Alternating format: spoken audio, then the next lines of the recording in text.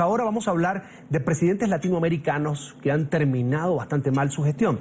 La corrupción es el factor principal por el que en los últimos 25 años, 15 de 39 presidentes en Latinoamérica han sido investigados. En un ejemplo reciente es el del expresidente de Guatemala, Otto Pérez Molina, quien dimitió a su cargo en el año 2015 tras ser acusado de encabezar una red de corrupción y contrabando con la que habría obtenido además ganancias, beneficios por más de 1.5 millones de dólares.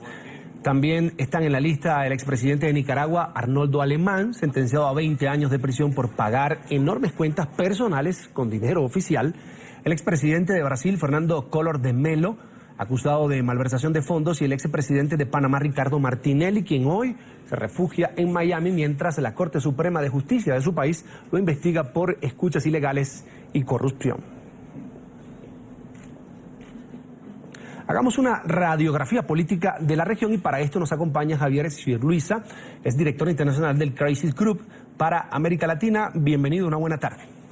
Carlos Eduardo, buenas tardes, un placer estar contigo nuevamente. Un placer, bienvenido. Estos números me llevan a pensar que pues se perdió el respeto a lo público, a la majestad del cargo de presidente. ¿Cuál es su evaluación? Yo creo que el respeto a lo público ha sido muy bajito en nuestra historia republicana. Desde la independencia de nuestros países ha habido muchos presidentes y gobernantes que han pensado que el patrimonio público es un patrimonio personal o que no han sido capaces de diferenciar lo público de lo privado. Quizás la diferencia en estos últimos años es que los medios de comunicación y las autoridades judiciales tienen un mayor poder y una mayor capacidad de detectar ese traspaso de lo privado a lo público. Entonces, yo creo que esto no es nuevo. Lo que sí es nuevo es la capacidad de nuestra justicia y la capacidad de los medios de revelar e investigar estos escándalos. Ahora, Javier, para usted, ¿qué factores son determinantes para que se dé este fenómeno, sobre todo en América Latina? Bueno, yo creo que en primer lugar hay una costumbre corrupta, obviamente, de muchos gobernantes de pensar que el Estado es la hacienda propia y que entonces el poder que encarna el primer mandatario de la nación se ejerce también para beneficio personal y del círculo más íntimo de aliados y amistades. Creo, por otro lado, que nuestros estados latinoamericanos sufren las consecuencias de un presidencialismo excesivo. El presidente de la República concentra demasiados poderes. Nuestros congresos han fracasado en la mayor parte en fiscalizar adecuadamente, porque es el espacio parlamentario el que permite prevenir estos hechos. Y finalmente, creo que los partidos políticos que se supone ejercen controles internos sobre estas autoridades entraron en colapso, no representan sino a un grupo muy pequeño. Eso hace entonces que las estructuras de control sobre los gobernantes sean muy débiles y por tanto hemos tenido desde Fujimori, Collor de Mello, Arnoldo Alemán, estos señores que piensan que Palacio de Gobierno es algo así como la finca propia. Javier, usted dice que los medios de comunicación y la justicia han tenido la oportunidad de hacer seguimiento, de poner la lupa sobre casos de corrupción en América Latina, pero también yo he visto y he vivido de cerca, lo viví en Venezuela, cómo el gobierno reacciona, un gobierno como el de Venezuela, este gobierno chavista, llamado revolucionario, bolivariano, reacciona cuando un medio de comunicación, cuando un periodista hace una investigación. Al igual ocurre en Ecuador, en Bolivia, incluso el presidente Evo Morales ha dicho que las redes sociales son un peligro y tumban gobierno. Esa sería también en este momento, allí pondría en este caso la mira este tipo de gobiernos en América Latina que no les gusta tener poderes adversos, por eso tienen controlado el poder judicial, pasa en Venezuela, poder legislativo, pasaba en Venezuela, ya no lo tiene y sin embargo se apoya en el poder judicial para evitar la acción de una asamblea que regula, que controla. Ciertamente a ningún presidente le termina de gustar apasionadamente los medios de comunicación. Incluso presidentes que han sido antes periodistas tienen rivalidades con los medios, eso es natural. La diferencia está entre aquellos países que pueden convivir con eso y presidentes que respetan la libertad de expresión y gobiernos que coexisten con la crítica, de gobiernos que consideran la crítica un acto de subversión, un acto ilegal, un complot, que desarrollan una paranoia frente al control que es muy preocupante, y es el caso claramente de Venezuela y de otros países, no solamente por espectros ideológicos, eso lo vemos también en el otro lado del espectro ideológico.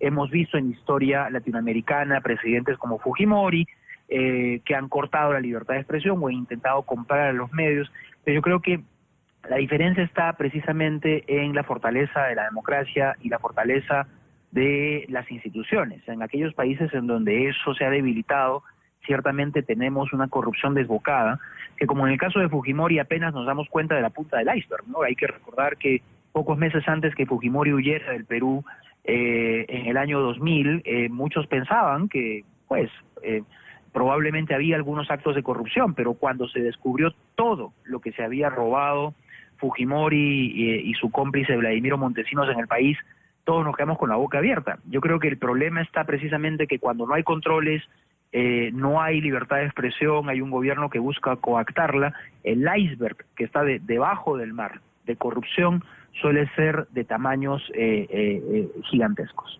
Ahora, Javier, algo que yo veo también es que organismos como Organización de Estados Americanos, OEA, como UNASUR, totalmente politizados, la OEA pues se exime de emitir alguna opinión por aquello del respeto a la soberanía de los países que integran esta organización, y al igual la ONU, creo que están como de brazos atados ante situaciones como la que ocurre, por ejemplo, en Ecuador y Venezuela, donde el gobierno prácticamente, a juicio de muchos venezolanos, de muchos políticos, pues se excede en sus funciones, incluso irrumpe en la vida de cualquier ciudadano de una manera ilegal, y sin embargo estas organizaciones no pueden decir nada.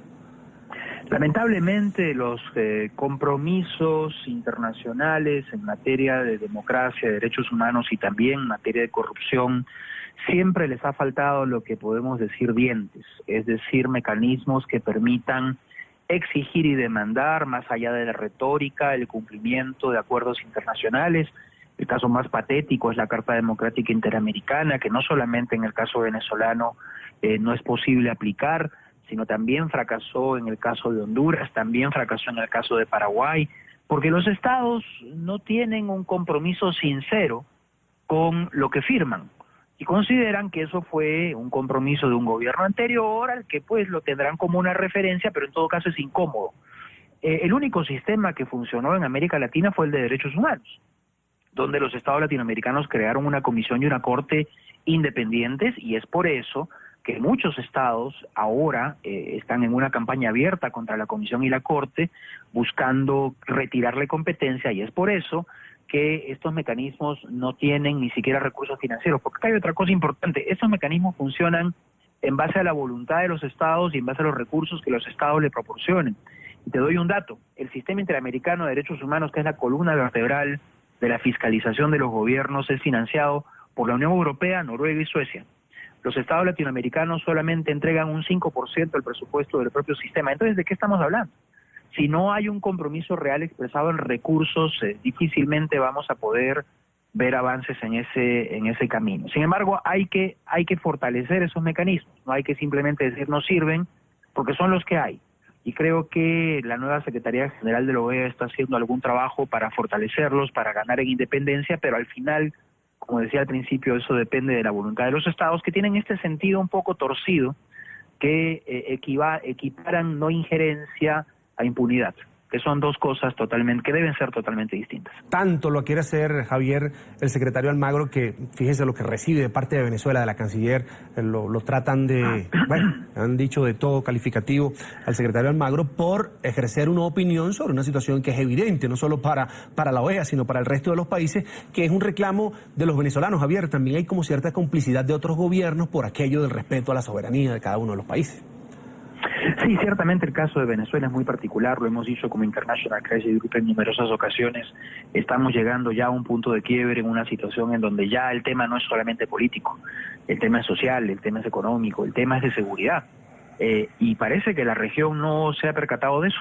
Te diría, ningún gobierno ha asumido las dimensiones o las consecuencias de una crisis mayor en Venezuela, de un drama humanitario que ya existe, de la escasez que está afectando terriblemente la frontera con Colombia, por ejemplo. Hemos visto el caso del pueblo indígena Guayú en La Guajira. Bueno, se sabe lo que pasa de este lado, del lado colombiano, pero del lado venezolano hay un drama espantoso, hay un tema de desnutrición infantil, de falta de medicinas. Todo eso se está acumulando en una explosión social que los latinoamericanos deberían tomar en cuenta, siquiera por un tema de interés propio. Si quieren, no por motivos altruistas, pero por un tema de interés propio deberían estar mucho más activamente involucrados en buscar que la situación de Venezuela pase a una transición política ordenada, que se entienda que esto no puede terminar en un proceso de violencia política. Lamentablemente estamos llegando a un punto en donde mientras Colombia resuelve su conflicto armado, en Venezuela se está gestando otro, ¿no? Y eso sería un fracaso histórico de la región, ¿no? Esperamos que los países de la región reaccionen, especialmente Brasil, que tiene un músculo político innegable, y que se impulse especialmente el gobierno de Venezuela a facilitar una transición que traiga la calma nuevamente a esas tierras. Es Javier Ziurliza, es el director internacional del Crisis Group para América Latina y el Caribe, a quien agradezco que amablemente haya estado estos minutos aquí en la tarde de NTN 24. Muchas gracias, Carlos Eduardo. Una buena tarde. Hasta la próxima.